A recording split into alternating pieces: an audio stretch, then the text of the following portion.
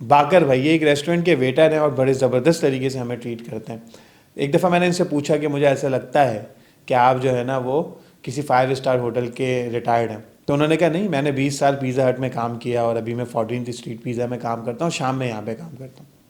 उन्होंने कहा कि मेरी 20 साल में ज़बरदस्त किस्म की ट्रेनिंग्स हुई, यहाँ तक कि मैं थाईलैंड भी गया ट्रेनिंग के लिए।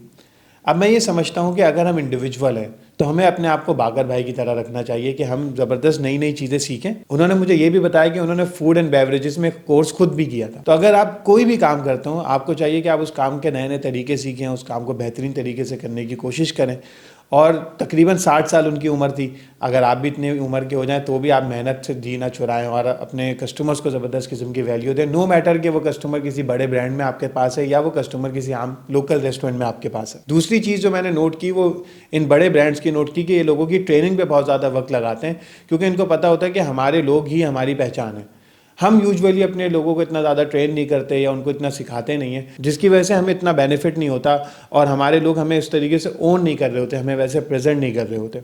तो अगर आप कोई ब्रांड ओन करते हैं या आप कोई बिजनेस करते हैं तो आपको चाहिए अपनी टीम पे ज़बरदस्त किस्म की इन्वेस्टमेंट करें, उनको सिखाएं चीज़ें ताकि वो ज़बरदस्त तरीके से काम करने वाले बने और आपका ब्रांड आगे जाए।